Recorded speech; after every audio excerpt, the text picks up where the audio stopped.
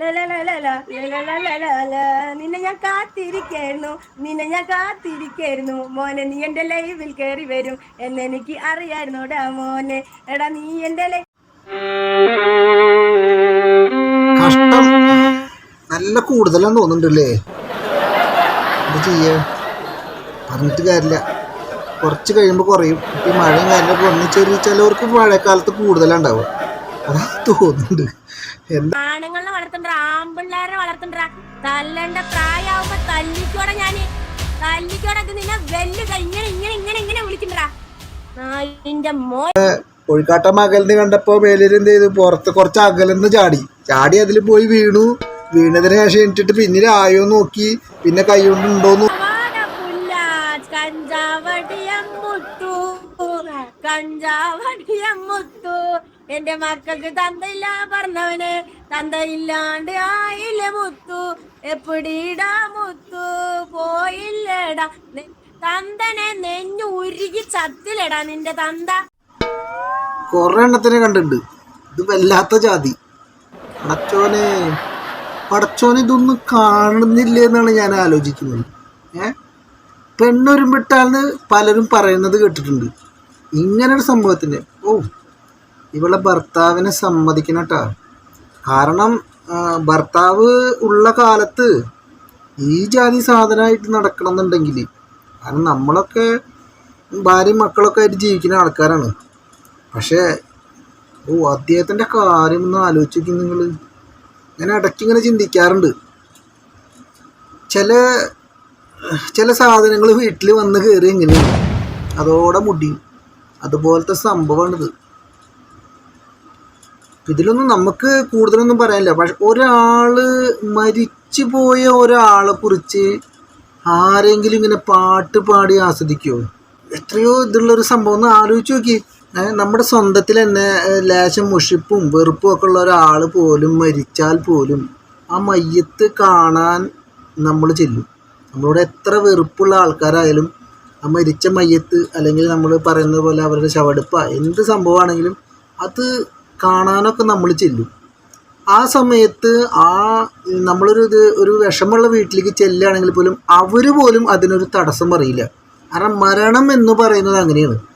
ഒരു റോട്ടിലൂടെ നമ്മൾ പോവുകയാണെങ്കിൽ ഒരു മയ്യത്തുമായിട്ടൊരു, ഞാൻ മുന്നൊരു വീഡിയോയിൽ പറഞ്ഞിരുന്നു, ഒരു റോട്ടിലൂടെ നമ്മൾ പോയിക്കൊണ്ടിരിക്കുന്ന സമയത്ത് റോഡ് ക്രോസ് ചെയ്ത് മയ്യത്ത് കൊണ്ടുപോകുന്ന അല്ലെങ്കിൽ ശവസംസ്കാരത്തിന് വേണ്ടി കൊണ്ടുപോകുന്ന ഒരു സംഭവം റോഡ് ക്രോസ് ചെയ്യുകയാണെങ്കിൽ എത്ര വലിയ വാഹനമാണെങ്കിൽ പോലും നിർത്തി കൊടുക്കും. മരിച്ച ഒരു സംഭവത്തിന് ഒരു ബഹുമാനം കൊടുക്കും മനുഷ്യന്മാർ. അവൻ്റെ അവസാനത്തെ യാത്രയാണ്, അല്ലെങ്കിൽ അവസാനത്തെ ഒരു സംഭവമല്ല ഈ മരണം എന്ന് പറയുന്നത്. ഇതിനപ്പുറം ഒന്നുമില്ലല്ലോ.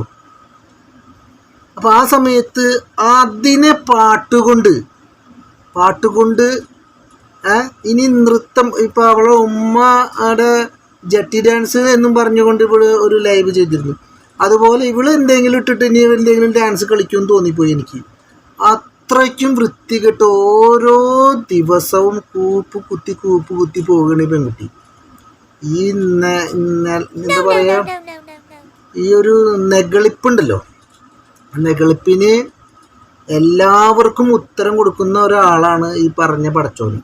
അപ്പം അത് കുറച്ച് ചിന്തിക്കുന്നത് നല്ലതാണ്. നമ്മൾ നിലവിട്ടിട്ട് എപ്പോഴും മനുഷ്യന് ഓരോ പോലുള്ള സുഖങ്ങളും ഒരുപോലുള്ള ദുഃഖങ്ങളും നൽകില്ല.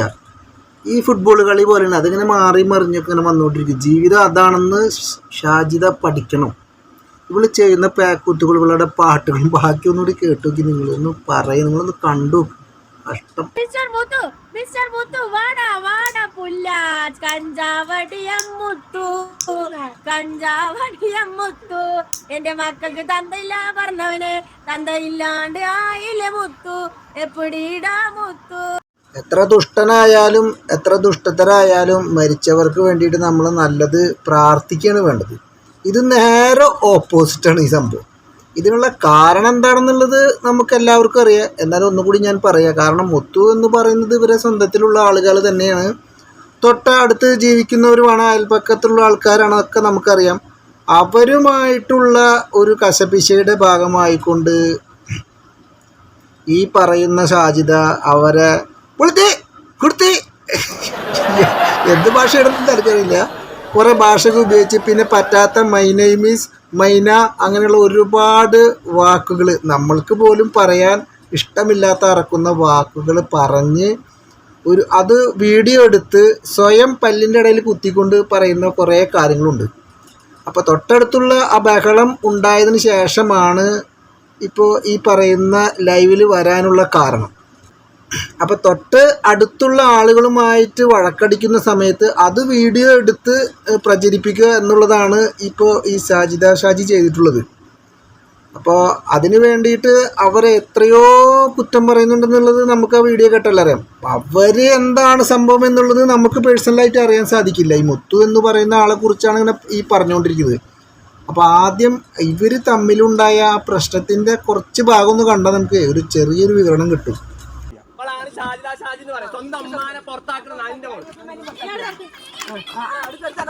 നീ കളിക്കടി, നീ പൊക്കടി, നീ തുണി പൊക്കി കാണിക്കടി, നീ പൊക്കി കാണിക്ക്. നീ എത്ര ആൾക്ക് പൊക്കി കാണിച്ചു കൊടുത്തിട്ടുണ്ടെന്ന് ഞങ്ങൾക്കറിയാം. ഞങ്ങൾക്കറിയാം. നമുക്ക് സ്വന്തമായിട്ട് അറിയാം. ഇതാ നിങ്ങൾ ഷാജി എന്ന് പറയുന്നവള്. ഇതിൽ ഷാജിദ ഷാജി കാക്കേ കുക്കു എന്ന് പറഞ്ഞിട്ട് ഓളിടുന്ന ഈ ഖാദറിൻ്റെ മകൻ മുത്തു എന്നുള്ള ആളെയാണ് ഇപ്പോൾ അധിക്ഷേപിച്ച് സംസാരിക്കുന്നത്. അവർ തമ്മിലുള്ള പ്രശ്നം എന്തായാലും അവിടെ നിൽക്കട്ടെ. നമുക്ക് അതിൻ്റെ കൂടുതൽ ഗൗരവമായിട്ടുള്ള സംഭവം എന്താണെന്ന് നമുക്ക് അറിയാൻ പറ്റില്ല. അദ്ദേഹം ഇങ്ങോട്ടും പറയുന്നുണ്ട്. പക്ഷേ ഈ സംഭവം ഉണ്ടായതിന് ശേഷം 2-3 ദിവസം കഴിഞ്ഞ് ഖാദർ പടച്ചോൻ്റെ വിളിക്ക് ഉത്തരം നൽകിക്കൊണ്ട് അദ്ദേഹത്തിൻ്റെ പടച്ചോൻ്റെ സംഭവത്തിലേക്ക് അല്ലെങ്കിൽ ആ ലോകത്തേക്ക് യാത്രയായി കഴിഞ്ഞാൽ നമുക്ക് അങ്ങനെ പറയാൻ പറ്റുള്ളൂ. ഒരു മരണത്തിന് പോലും അങ്ങനെ യാത്രയായി കഴിഞ്ഞാൽ അതിൽ സന്തോഷിച്ച് ഇനിയിപ്പോൾ ഷാജിക്ക് ഉള്ളിൽ അങ്ങനെ ഉണ്ടെങ്കിൽ പോലും പൊതുജനങ്ങളുടെ മുൻപിൽ പബ്ലിക്കിൻ്റെ മുൻപിൽ ഇത്രയും ആളുകൾ കാണുന്ന ഈ വീഡിയോസിൻ്റെ മുന്നിലിട്ടിട്ട് ഒരു മരണത്തെ വളരെയധികം ആഘോഷിച്ചുകൊണ്ട് നടത്തുമ്പോൾ ഇതിൻ്റെ ആ ഒരു സംഭവം നിങ്ങളും ചിന്തിച്ചു നോക്കി. എത്രത്തോളം അതപ്പതിച്ചു നോക്കിയ മനുഷ്യൻ. അവർ തമ്മിൽ വിഷയങ്ങളും പ്രശ്നങ്ങളൊക്കെ ഉണ്ടാവും. പക്ഷെ മരിച്ചു കഴിഞ്ഞാൽ അതിനൊരു അതവ് കൊടുക്കും. എന്നിട്ട് അവൾ കാട്ടുന്ന ഓരോ കാട്ടായങ്ങളെന്ന് പറയും, അല്ലെങ്കിൽ കാട്ടുന്ന ഓരോ സംഭവങ്ങൾ ഒന്ന് നോക്കി നിങ്ങൾ.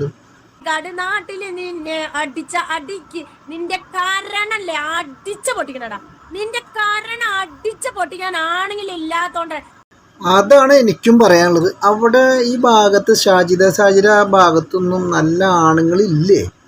അല്ല, ഇനിയിപ്പോൾ ആണുങ്ങളെയും പറഞ്ഞിട്ട് കാര്യമില്ല. എന്തെങ്കിലും പറഞ്ഞാൽ 1-ന് 9, 19, 109 എന്ന് പറഞ്ഞ് ലൈവിൽ വെച്ച് അവരെ നാണം കെടുത്തുന്ന പരിപാടിയല്ലേ. അപ്പം അതുകൊണ്ട് പരമാവധി ആളുകൾ ഒഴിഞ്ഞു പോവുകയാണ് ചെയ്ത്. എന്തായാലും ഒരു പൊട്ട സാധനത്തിനെ കോഴിക്കാട്ടത്തുമ്പോൾ ചവിട്ടിയിട്ട് ആരും നല്ല സ്ഥലത്തേക്ക് പോകില്ലല്ലോ. കണ്ടു കഴിഞ്ഞാൽ കുറച്ച് മാറിപ്പോകുക എന്നുള്ളതാവും എല്ലാവരും ഉദ്ദേശിച്ചിട്ടുണ്ടാവുക. അപ്പം അതങ്ങനെ. അപ്പം നമ്മൾ അവിടുത്തെ ആൾക്കാരെ കുറ്റം പറഞ്ഞിട്ട് കാര്യമില്ല. പിന്നെ എന്ത് പറഞ്ഞാലും ഞാൻ പറഞ്ഞു പെണ്ണൊരുമ്പിട്ടാന്ന് പറഞ്ഞില്ലേ, അതൊരു സംഭവം തന്നെയാണല്ലോ. അപ്പോൾ തേഞ്ഞ് അതിൻ്റെ മുകളിൽ പോയി തേച്ചിട്ട് മറ്റേ മേലേര് കോഴിക്കാട്ടം കണ്ട മരുന്ന് പറയും. അതുമ്പോൾ കോഴിക്കാട്ടം അകലിന് കണ്ടപ്പോൾ മേലേര് എന്ത് ചെയ്തു, പുറത്ത് കുറച്ച് അകലെന്ന് ചാടി അതിൽ പോയി വീണതിന് ശേഷം ഇട്ടിട്ട് പിന്നീട് ആയോ നോക്കി, പിന്നെ കൈ കൊണ്ടുണ്ടോയെന്ന് നോക്കി, കയ്യുമ്മിലായി കാലുമ്മിലായി ആകെ മേലൊക്കെ വെച്ച് തേച്ച പോലെ ആകും ഷാജിയുടെ അടുത്തേക്ക് ചെന്ന് കഴിഞ്ഞാൽ. അത് മേടിച്ചിട്ടാണ് അവിടെ ഉള്ള ആൾക്കാർ ഇളകാത്തത്. എന്തായാലും അതങ്ങനെ നിൽക്കട്ടെ. ഞാൻ പറഞ്ഞു വന്നത് ഈ കരണം പൊട്ടിക്കുന്ന സംഭവം എന്ന് പറഞ്ഞാൽ ഷാജിക്ക് ഭയങ്കര ഇഷ്ടമാണ്. കരണം പൊട്ടിക്കുക എന്ന് പറഞ്ഞപ്പോൾ കേസിൻ്റെ കരണം പൊട്ടിക്കാൻ നോക്കി, അവൻ ജോലി ചെയ്യുന്ന സ്ഥാപനത്തിൽ പോയിട്ട് നാറ്റിക്കാൻ നോക്കുക. ഇതന്നെ അവളുടെ പരിപാടി. അവൾക്ക് ഇഷ്ടപ്പെടാത്ത അല്ലെങ്കിൽ അവൾ ചെയ്യുന്ന തെറ്റുകൾ പറഞ്ഞാൽ പോലും അതിനെ അംഗീകരിക്കാതെ അതിനെ 1-നെ 9, 19 ആക്കി പറയുന്ന ഒരു പ്രകൃതമാണ് ഉള്ളത്. ഇനി കുട്ടികളുടെ കാര്യം പറയുകയാണെങ്കിലോ, കുട്ടികളുടെ മുന്നിൽ വെച്ച് പറയുന്നൊരു സംഭവങ്ങളൊക്കെ നോക്കി, ഇതെല്ലാം അവരുടെ കുട്ടികളുടെ മുൻപിൽ വെച്ചിട്ടാണ് ചെയ്യുന്നത്. എന്നിട്ട് കുട്ടികൾക്ക് കൊടുക്കുന്ന ഒരു മോട്ടിവേഷൻ ഉണ്ടല്ലോ, കുട്ടികളെ വളർത്തി കൊണ്ടുവരുന്ന ഒരു മോട്ടിവേഷൻ, അതും കൂടി ഒന്ന് കാണണം കേട്ടോ. അതൊരു സംഭവമാണ്. അങ്ങനെയാണ് കുട്ടികളെ വളർത്തേണ്ടത് എന്നാണ് സാജിദ പറയുന്നത്. ഇനി ആർക്കെങ്കിലും കുറച്ച് കുട്ടികൾ സ്വഭാവമായി നടക്കുന്നുണ്ടെങ്കിൽ ഷാജിയുടെ വീട്ടിൽ അല്ലെങ്കിൽ അങ്ങനെയുള്ള സ്ഥലത്ത് കൊണ്ടുപോയി കഴിഞ്ഞാൽ അവൾ കൃത്യമായി നല്ല ഒരു സ്വഭാവത്തിലാക്കി കൊണ്ടുവന്ന് തരും. അത്തരത്തിലുള്ളൊരു പരിപാടിയാണ് ഇപ്പോൾ ചെയ്തുകൊണ്ടിരിക്കുന്നത്. തമ്മാടി മുത്തു കഞ്ചാവ് അടിയ നീ കണ്ട SI-മാരെയും ബാക്കിയുള്ളവരെയും പുല്ല നീ കയ്യിലെടുത്തിട്ടുണ്ടെങ്കിലേ നിന്റെ കയ്യിലൂടെ ആണുങ്ങളെ വളർത്തണ്ട, ആമ്പിള്ളേരെ വളർത്തണ്ട. തല്ലണ്ട പ്രായമാവുമ്പോ തല്ലിക്കോടെ ഞാന് തല്ലിക്കോടെ നിന്നെ വെല്ലുക ഇങ്ങനെ ഇങ്ങനെ ഇങ്ങനെ ഇങ്ങനെ വിളിക്കണ്ടാ നിന്റെ മോ. ഗോഡ് ഫാദർ പടാണ് ഓർമ്മ വരുന്നത്. ആനപ്പാറയിലെ അച്ചമ്മ അഞ്ചാമ്പിള്ളേരെ വളർത്തുന്നുണ്ടല്ലോ, അതുപോലെ ഇവള് വളർത്തുന്നത് തല്ലണ്ട പ്രായത്തിൽ തല്ലിക്കാനാണ്. മക്കൾ തല്ലുകൂടാതെ നല്ല രീതിയിൽ വളരാനാണ് നമ്മൾ പ്രാർത്ഥിക്കുന്നതും വളർത്തുന്നതും ഒക്കെ. എന്നിട്ടും മക്കൾ കാലഘട്ടത്തിനനുസരിച്ച് എങ്ങനത്തെ രീതിയിൽ അറിയാതെ പെട്ടുപോകുമ്പോൾ അത് ആലോചിച്ച് വിഷമിക്കുന്ന ഒരുപാട് മാതാപിതാക്കളുണ്ട്. അപ്പോൾ അവരുടെ മുൻപിൽ വെച്ച് തന്നെ ഇവർ ഈ പറഞ്ഞ എന്താ, എടാ തല്ലണ്ട പ്രായം കഴിഞ്ഞാൽ ഞാൻ തല്ലിക്കൂടാന്ന്. അപ്പോൾ ഈ മക്കളുടെ ഗതി എന്താണ്? കാരണം ഇങ്ങനെ വളർന്നു വലുതാകുന്ന കുട്ടികൾക്ക് ഇഞ്ചക്ട് പോലെ ഇങ്ങനെ ചെയ്തുകൊണ്ടിരിക്കുന്നുള്ളൂ. അല്ലാണ്ട് പ്രായമാകുമ്പോൾ ഉമ്മാക്ക് വേണ്ടിയിട്ട് തല്ലാൻ പോകണമെന്നും എന്തെങ്കിലും പ്രശ്നം വരുമ്പോൾ തല്ലിലേക്ക് പോകണം എന്നുള്ള ചെറിയ കുരുന്നു മനസ്സുകളുടെ ഇടയിലേക്ക് ഈ ഒരു സംഭവമാണ്, ഇതിൻ്റെ വിത്തുകളാണ് ഇവൾ പാകിക്കൊണ്ടിരിക്കുന്നത്. അതുമാത്രമേ ഈ കുട്ടികൾക്ക് പുറത്തിറങ്ങി നടക്കണ്ടേ? ആ കുട്ടികളുടെ ഗതി ഒന്ന് ചിന്തിച്ച് നോക്കിയേ. ആ കുട്ടികൾക്ക് പുറത്തിറങ്ങി നടക്കണം, സമൂഹത്തിൽ ഉയർന്ന സ്ഥാനങ്ങളിൽ എത്തണം, അങ്ങനെയൊക്കെ നല്ല രീതിയിൽ ഇവർ ചിന്തിക്കണ്ടേ? ഇവർ പോയിട്ട് ആ സ്കൂളിൽ പോയിട്ട് കുട്ടികൾ തോറ്റ് കഴിഞ്ഞാൽ ആ സ്കൂളിനെ കുറ്റം പറഞ്ഞ ആൾക്കാരാണ്. അപ്പം എല്ലാ കാര്യത്തിലും ഇവർക്ക് ഇവരെ ഉപദേശിക്കാൻ പറ്റില്ല, ഉപദേശിക്കാൻ ആരുമില്ല, ഒരു നാഥനില്ല, നായപ്പട പോലെ ഇങ്ങനെ ജീവിക്കുന്നു.